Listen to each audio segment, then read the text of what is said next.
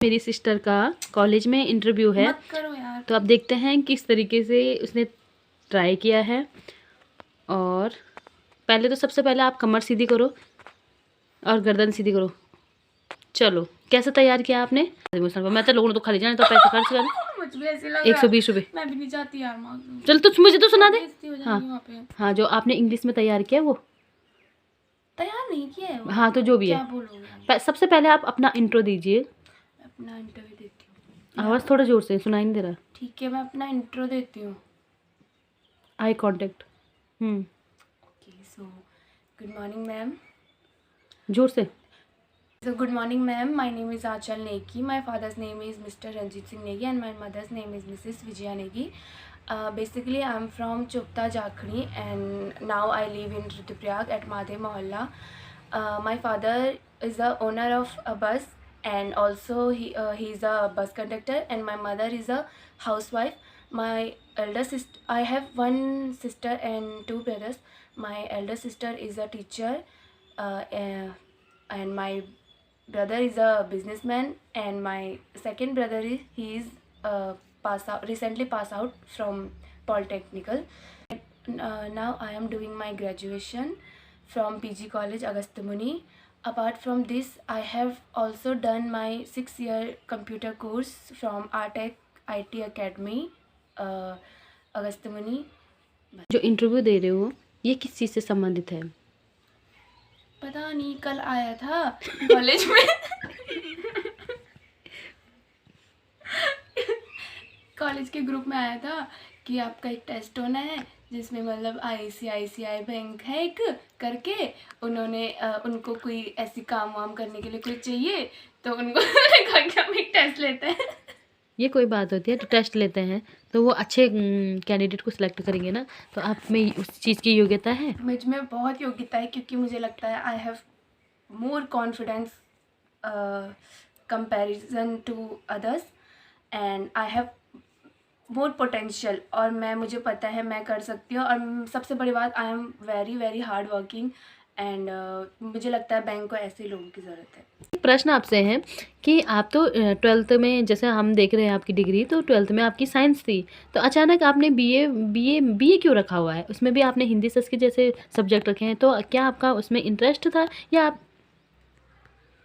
बताइए। तो बेसिकली बात ये है कि मेरा 12th में साइंस रहा है और अचानक से मैंने ग्रेजुएशन के लिए मैंने आर्ट्स चूज़ किया। इसकी सबसे बड़ी रीज़न है कि मुझे हिंदी से ही करना था और मुझे टीचिंग लाइन में थोड़ा इंटरेस्ट रहा। बाकी और जो चीज़ें होती हैं उसके हिसाब से मुझे लगा कि मुझे टीचिंग लाइन में जाना है, और उसमें भी मुझे लगा कि मैं हिंदी ज़्यादा बेटर कर सकती हूँ। जैसे आप मेरे मार्क्स देख सकते हो, हिंदी में ज़्यादा अच्छे हैं, सो लगा कि हिंदी मुझे चूज़ करनी चाहिए। और इसके लिए मुझे संस्कृत भी मुझे इसलिए चूज़ करना पड़ा क्योंकि हिंदी के लिए में कॉम्बिनेशन के लिए संस्कृत ज़रूरी होती है, वो भी स्पेशली टीचिंग लाइन के लिए, बाकियों में इतना नहीं होता है।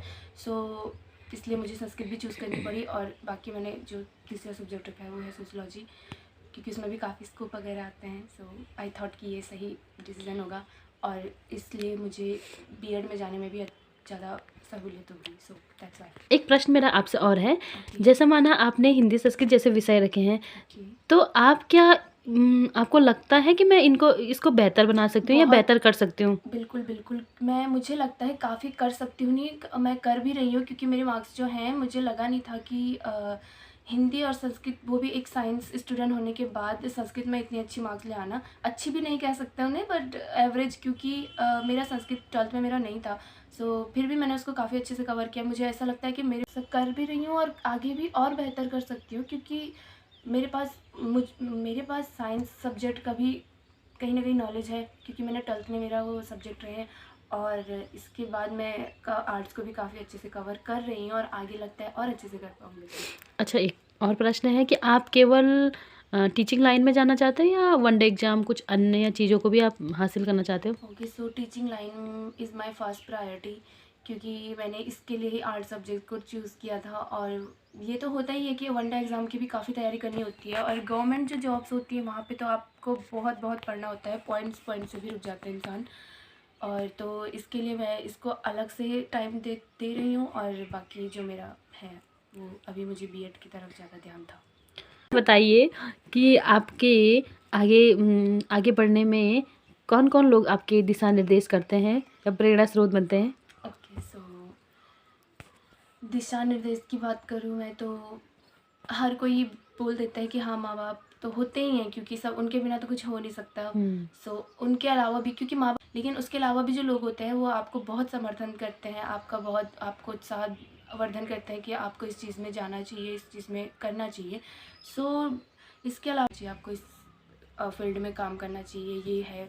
सो इसके लिए मैं अपनी दीदी को ज़्यादा श्रेय दूँगी, क्योंकि उन्होंने मुझे सजेस्ट किया था कि अगर आपको हिंदी में ज़्यादा इंटरेस्ट है और हिंदी में ज़्यादा अच्छी मार्क्स आ रही है तो आप आर्ट्स ले सकते हो साइंस के बाद भी, आफ्टर ये 12th के बाद। तो उन्होंने ही मुझे काफ़ी सजेस्ट किया इस चीज़ के लिए कि आप हिंदी रखो और हिंदी के साथ आप कॉम्बिनेशन के लिए संस्कृत रखो, फिर आप बीएड कर सकते हो, या फिर इसके अलावा ऐसी बात नहीं कि सिर्फ बीएड, ग्रेजुएशन होती है। सो आप उसके बाद भी काफ़ी चीज़ें कर सकते हो, चाहे आप वनडे एग्ज़ाम की तैयारी करो या फिर कुछ और भी अदर्स कुछ भी कर सकते हो। सो नेक्स्ट प्रश्न है, क्या आपकी सिस्टर आपको पढ़ाने के लिए सपोर्ट करते हैं और आपको पढ़ाते भी हैं? सपोर्ट की मैं बात करूँ तो इसको तो सपोर्ट ही कहेंगे, क्योंकि वो मुझे सुबह ज़्यादा जल्दी उठने की आदत नहीं है। 4 बजे मेरी नींद नहीं खुलती है, बिल्कुल भी नहीं, और वो मुझे मार मार के उठाती है। सो आती है, काफ़ी पढ़ाती है वो अपना, मतलब टीचिंग लाइन में होने के बावजूद वो अपना अलग से जो उनका टाइम होता है, जो थोड़ा बहुत बच जाता है, उसमें वो मुझे पढ़ा लेती हैं। और काफ़ी जो चीज़ें हैं वो मुझे हिंदी कवर करा लेती हैं, या जीके वगैरह जो चाहिए होता है, बेसिक नॉलेज वगैरह, वो सारा वो मुझे कवर करा लेती हैं। और तो आपका नेक्स्ट प्रश्न है कि आप अभी तक अपनी लाइफ में किसी शिक्षक से प्रेरित हुए हैं? शिक्षक या शिक्षिका से? बिल्कुल, मैं अगर अपने शिक्षक की मैं बात करूँ, गुरु की मैं बात करूँ, तो सबसे पहले तो मुझे मेरे गुरु, मेरे जो घर में हैं, मेरी दीदी, जो मैंने जिसके बारे में बताया कि वो कितना मुझे प्रेरित करती है, वो तो मेरे लिए सबसे पहले हैं। और इनके अलावा भी अगर मैं किसी की बात करूँ तो वो मेरी संस्कृत की मैम है। मैंने हिंदी चूज़ किया था उसके लिए, मतलब मुझे कॉम्बिनेशन के लिए संस्कृत चूज़ करना था, वो मैंने सिर्फ कॉम्बिनेशन के लिए रखा था। लेकिन मुझे लगा नहीं था कभी कि मुझे संस्कृत की मैम इतनी अच्छी मिल जाएंगी कि उन्होंने इस बार सेकेंड ईयर में मेरी हिंदी से भी अच्छी मार्क्स आई हैं संस्कृत में, उनकी वजह से। सो वो मुझे काफ़ी प्रेरित करती है। और वो जब आप पढ़ाने के साथ साथ अपनी जीवन के बारे में बताती है ना, जो पिछला उनका रहा है, जितना उन्होंने मेहनत की है, जो भी, तो वो चीज़ें इतनी प्रेरित करती है। जैसे मैं बताऊँगी आपको कि वो हमें बताती थी, एक बार क्या हो गया कि 12th में जब फेयरवेल होता है, लास्ट जो साल होता है 12th, और उसमें जब आपकी विदाई होती है, सो लड़कियां और लड़के जो होते हैं अच्छा सा ड्रेसअप करके आते हैं, चाहे टीचर हो, सब हो। सो उन्हें भी साड़ी चाहिए थी, तो उन्होंने कहा कि पापा मुझे साड़ी चाहिए। तो उनके पापा ने कहा या तो आपको साड़ी चाहिए या तो आपको किताबें चाहिए, नेक्स्ट जो आप करोगे, जो भी चीज़ आप करोगे, तो आप बताओ आपको साड़ी चाहिए या आपको किताबें चाहिए। तो उन्होंने इतना सोचा, पूरी रात सोचा, और फिर उन्हें लगा कि यार साड़ी तो हम कहीं से भी अरेंज कर सकते हैं, लेकिन किताबें आज के टाइम पे कोई देता भी नहीं है, बहुत कम ही ऐसे लोग होते हैं। सो उन्होंने कहा कि नहीं, मुझे तो किताबें चाहिए। सो उन्होंने साड़ी तो कोई भी पहन ली अपनी मम्मी या कहीं से भी मांग कर या कुछ भी। तो बाकी उन्होंने कहा कि नहीं, मुझे साड़ी नहीं चाहिए और मुझे किताबें चाहिए। सो उनके पापा ने उनको किताबें ला के दी थी बहुत सारी, तो बहुत अच्छी लगी। ये बहुत प्रेरणाजनिक बात है।